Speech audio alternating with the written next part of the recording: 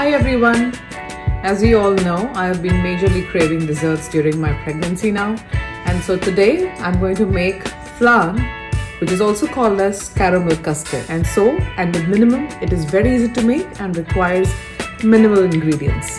So to get started, we need 5 eggs. I have about 100 grams of castor sugar, or you could use regular sugar as well. We will use some vanilla essence. There is 500 ml of milk, and then I have about half a cup of castor sugar again. This is to make the caramel. Let's start by adding this milk, the 500 ml of milk, in a saucepan.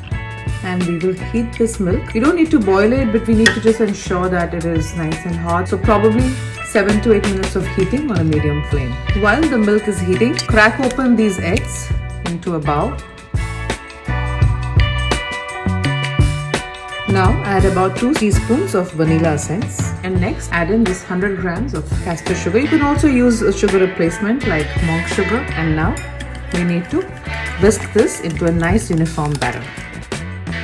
This is the milk that we heated for about 7 to 8 minutes on a medium, so it's not boiling hot. And now pour this into the egg mix. Ensure that you keep beating it slowly as you pour it, because if you pour this hot milk too soon, it could end up cooking the egg, which we don't want.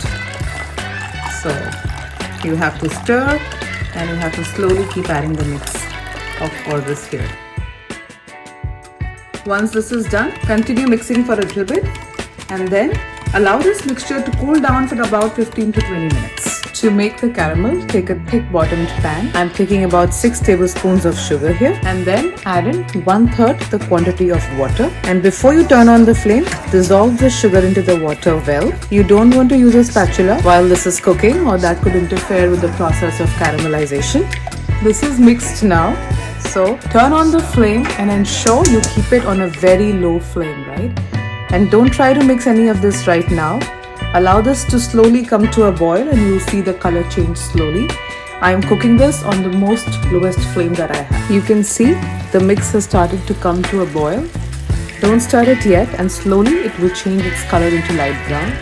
The moment you see this changing a color into light brown, you should turn off the flame and allow it to stay like that till it becomes a slightly darker tinge of brown. This has been on simmer for almost close to 10 minutes now, so you need to be patient with this process. As you can see at the ends here, it started to become light brown and started to change its color. I will just allow it to cook for another minute or so, and then we'll turn off this flame. There you can see a nice golden brown color coming in. There you go. You can see this has started to become nice and golden brown. I'm going to turn off the flame at this time and allow it to stay for about a minute. So that's the perfectly golden brown color that we are looking on for the caramel. I have 4 ramekin molds here, and I have the hot caramel sauce. Ensure we coat this with the sauce while it is still nice and hot. So add it to the bowls, about 2 teaspoons each, and just run this around well before it sets in. As you can see, this caramel will set in very quickly. I'm adding a little more. So we need to make sure that the caramel sets in properly and it is not moving around before we add in the caramel mix here. So I'll allow this to cool down for about 5 to 6 minutes. And until then, I'm going to go ahead and preheat the oven at a 180 degrees Celsius or 350 degrees Fahrenheit. The caramel is almost settled and cooled down. It is not moving at all, so that's what you want. And at this time, we will take this batter that we made and add to our ramekin bowls.